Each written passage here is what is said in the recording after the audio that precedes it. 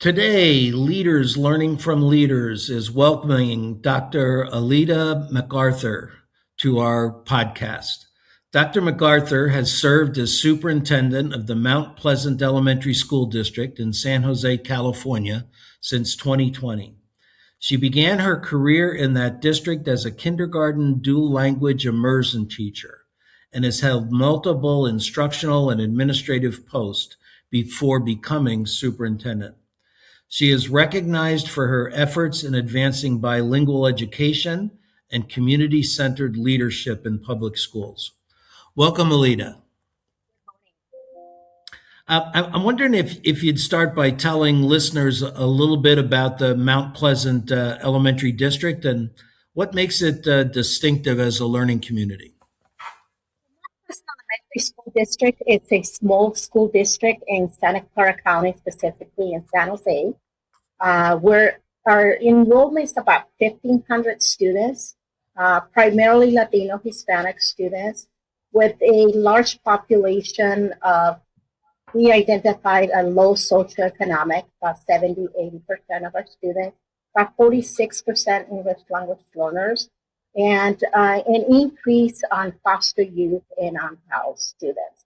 It's a very unique community. We always see ourselves as a beacon of the community, and that's why you see the lighthouse behind us, that we feel that there is, the school is a safe place for our community and our students, and we like to see ourselves as the anchor of that community. And as far as what's unique for us, again, being a small school district, we always say we're like a small family. Our focus has been in improving the learning environment for our students, creating the sense of belonging for our students and our parents as well as our community. And I think we have accomplished that. That is something that we have received several recognitions for at the state and at the local level. I'm wondering, what experiences did you have along your teaching and leadership journey that most shaped your commitment to bilingual and dual language learning? I think it's my own personal experience. I came to the United States when I was starting sixth grade, and my experience was that there was no quote-unquote bilingual education past fifth grade. So my experience was to be immersed. And I experienced coming from Mexico, where I had a strong sense of identity. I saw myself as a strong academic, but that wasn't acknowledged because I didn't speak English. And so just that experience alone. And when I was in college, I was an electrical engineer major. Education was not my pathway. But during the summer, I got to work with a program in Salinas, the Salinas Valley. And what they did, they brought the students to the college, the UC Santa Cruz University, and they were immersing students in experiences that they had not experienced in their middle school year. These were incoming ninth graders that were at risk of dropping out of school. And I saw the light when they were given that, when they were treated as capable individuals with high expectations, and they were involved in writing poetry, participating in the arts. I mean, they were truly immersed. And they were also learning about the requirements to get to college. And they will do the training for their parents when they came to visit the college. And that's when I learned about the two-way dual language immersion program and what they were doing in Canada with the French. And so it's like, this is what it should be.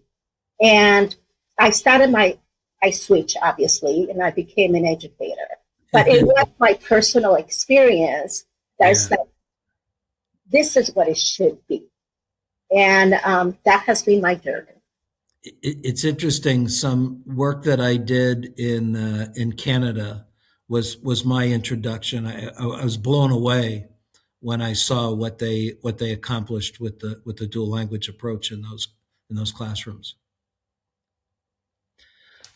When you think about the students and the families that you serve, what leadership commitments on your part do you feel are most essential right now?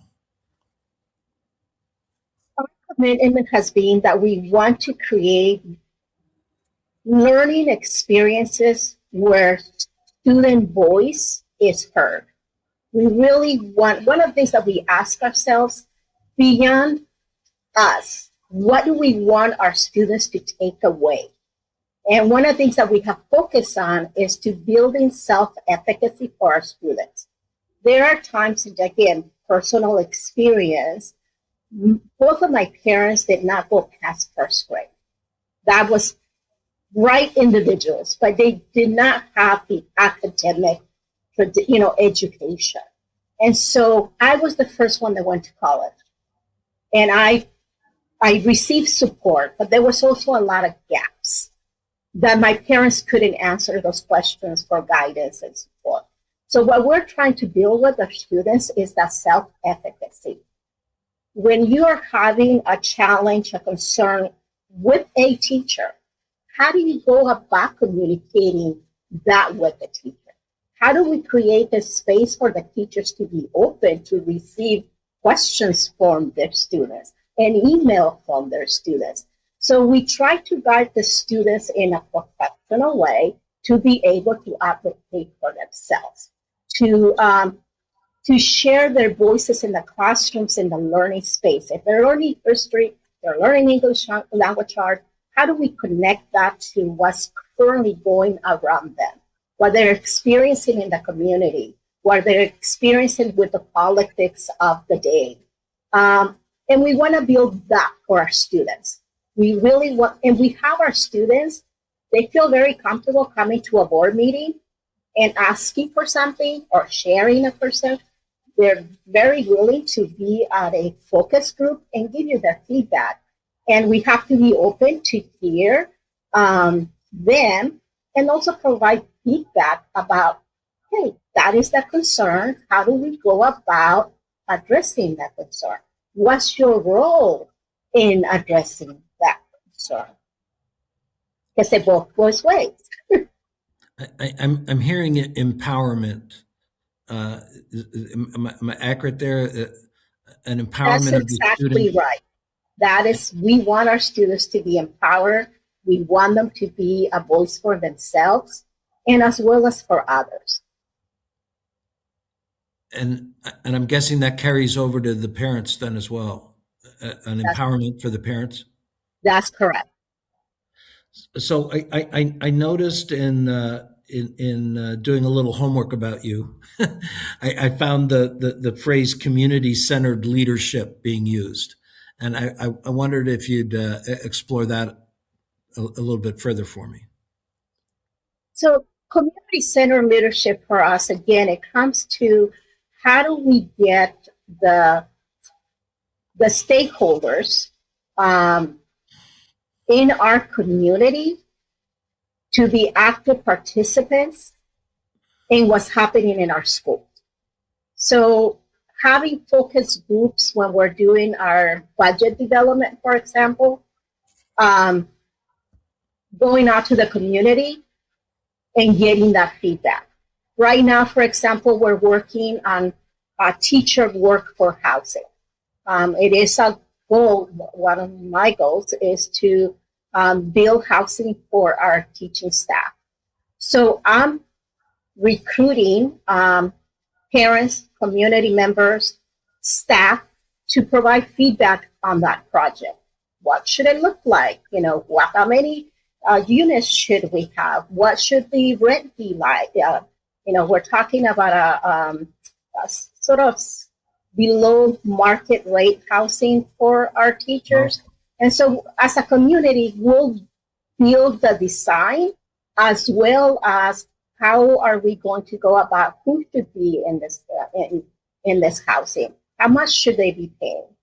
Because it's not about a money making, it's about really supporting our teachers in a very expensive place to live. Powerful. That's very powerful. Um, I noted that two of your schools have received the California Civic Learning Award of distinction. So I'm wondering, what does civic learning look like in practice in your schools? It starts with the students, and like we want to build leadership with our students. So our students are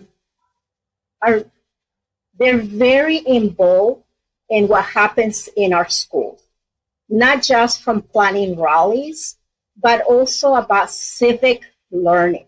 We want our students to see themselves as contributors to their community, as simple as going down to their, older students going down to the kindergarten classroom and reading with their peers, as going down to the elementary and helping out with homework, and even in the community. We have a food distribution on our campus once a month, and some of our students participate just in the whole process, the registration, helping out in the food distribution piece.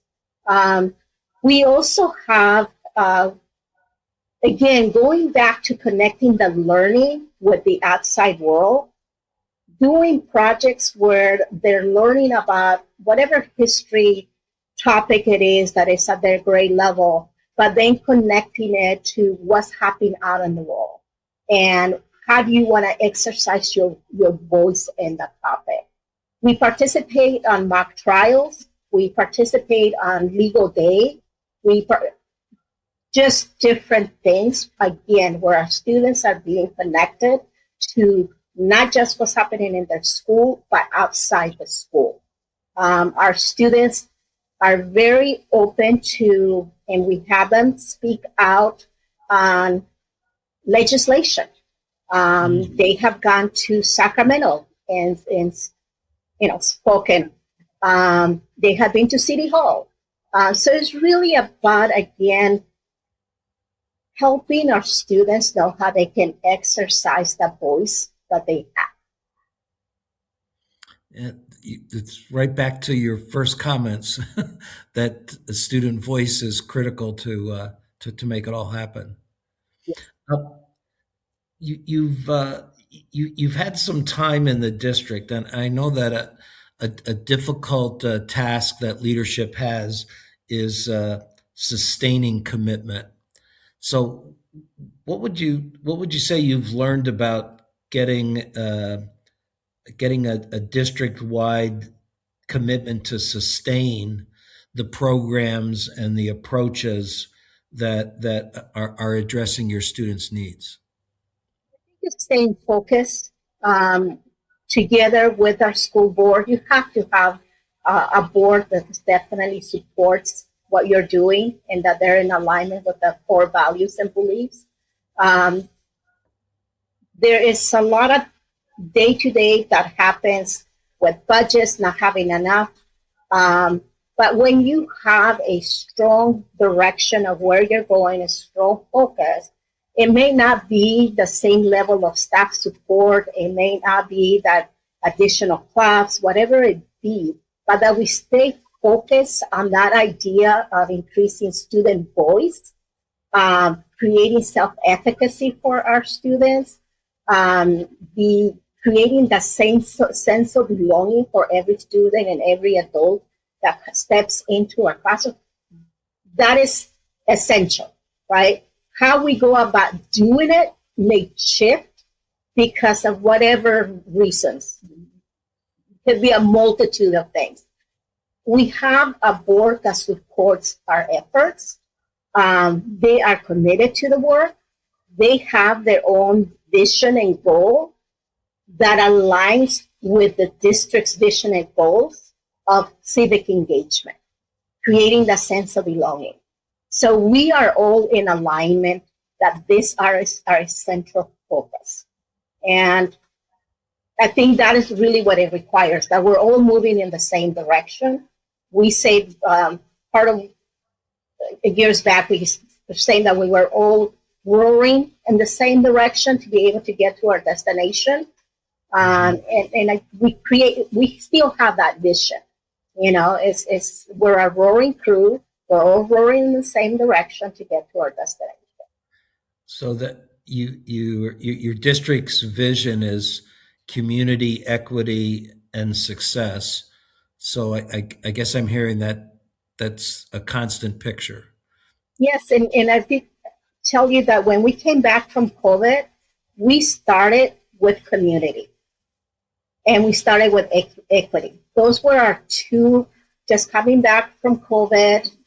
We all know how we all experienced that, yeah. And we felt that we needed to create that welcoming learning environment and providing the emotional support for our students. And now we're saying as we need to focus on academics.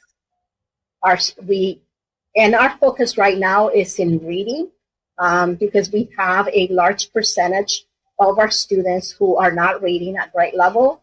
And my current goal is that we want our current kindergarten students to read at grade level by the time they're in third grade.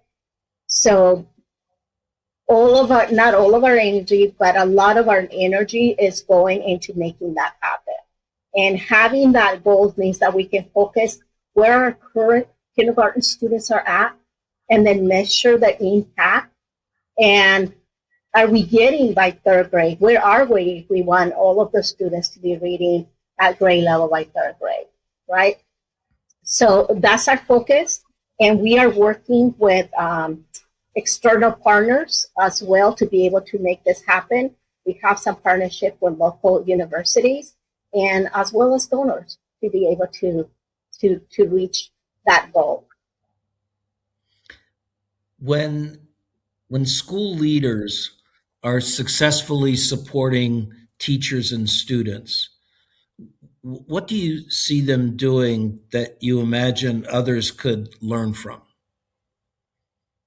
One of the things that I strongly believe is, and I say this all the time, equity happens in every classroom. The quality instruction that takes place in the classroom needs to be the same across our schools. There's a lot of we have great teachers, and it's great for those students that have those great teachers, but their fate should not depend on that one or two great teachers, right? So to me, that's why I say equity starts in every single classroom.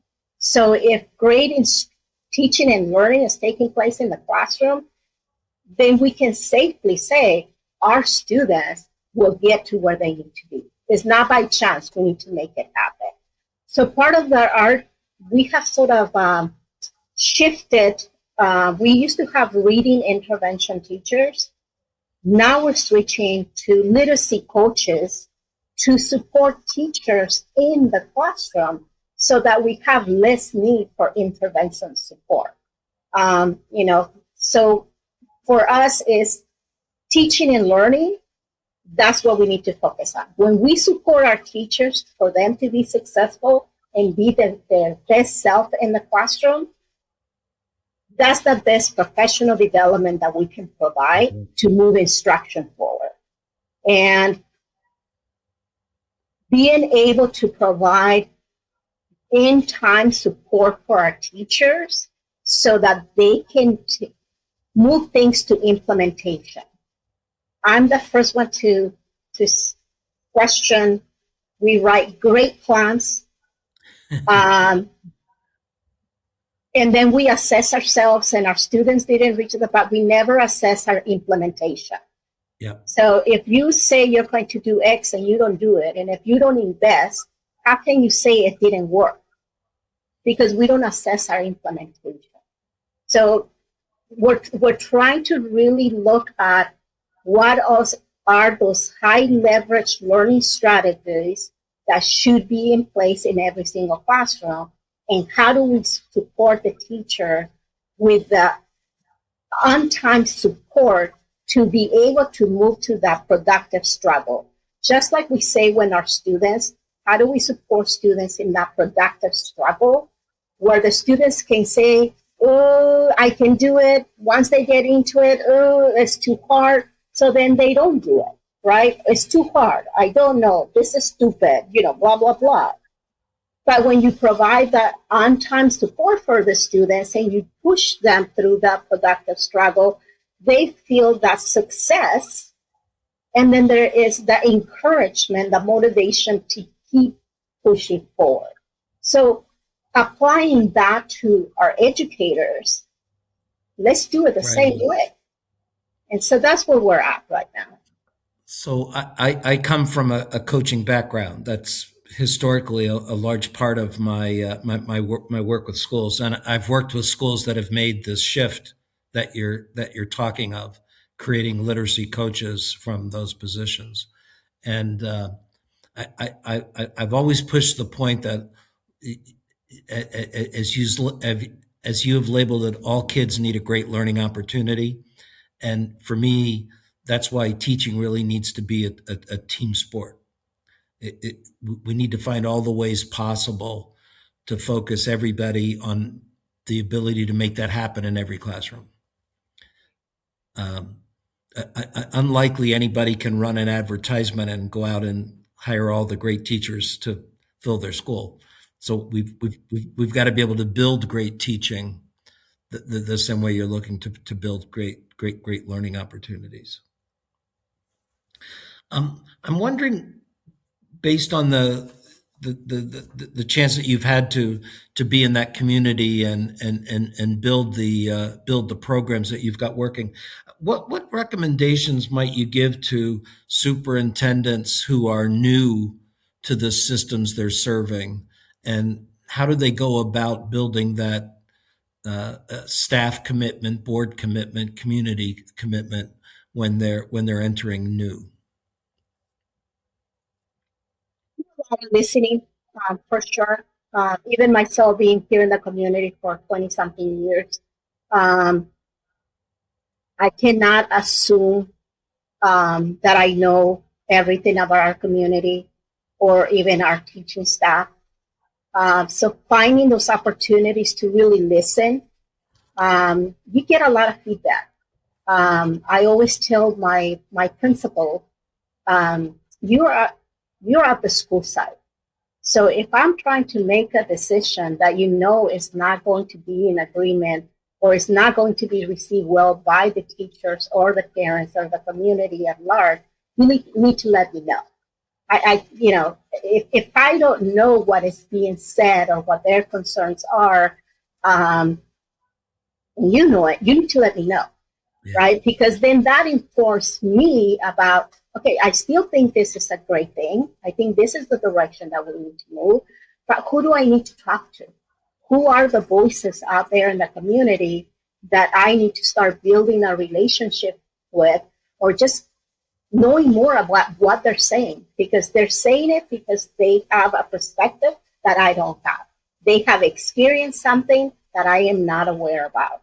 So really listening and opening the doors to having those opportunities in a non-formal way to engage in conversations with people out in the community. An example, I have a senior citizen that lives here in our neighborhood that has lived here for generations, way back when these were orchards, and very vocal. I made it a point of introducing myself. I made it a point. She's the one that will call me and say, "Hey, honey, this is what things are saying." I emailed her our district newsletter. She doesn't get it, obviously, because she's not one of our parents, but she wants to be in the know. I email it to her. Yeah. Doesn't take a lot to do, but again, she has an ear out there in the community that I don't have, and she's able to provide that feedback. I engaged myself with our local politicians, again, because I want them to have us in mind. when there's things going on, things that may possibly impact us, whether it be positive or negatively. I'm going to reach out to them as we get more involved in this workforce housing. I'm going to need their support. So really just being out there, making connections, because you can bring a lot of resources to support your initiative and your goal. So am I hearing a willingness to be open to bad news? Absolutely. Yes. If somebody's got bad news and they're not sharing it with the leadership, they aren't doing you a favor. Huh? But that's when there's bad news and you don't take the time to hear about them. Yeah. That's going to stop it doesn't increase your getting there. It slows you down. Absolutely. But once you know it, it's like then you have, okay, so then how am I going to go so I can get there, right? Who do I need to talk to? Who do I need to share more information with? Who do I need to invite to the campus?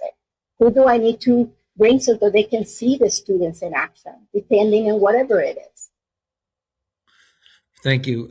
So we're about ready to wrap up, and I'm just wondering if there's any thoughts, advice, insights you'd like to put out to the superintendents who are listening that didn't come up in the questions that I asked. I would just say I want to go out and ask people, how have you done this? If I know that someone has already experienced going through school closures, for example, I'm going to reach out and say, well, tell me what you learned. Tell me what I should avoid. And that has helped me a lot, being able to reach out to people, not being afraid that they may think, oh, she doesn't know what she's doing, or whatever they may say. But it's really reaching out and being humble about the idea that this is a job that you didn't receive any education to prepare you for this job. And every day could be different.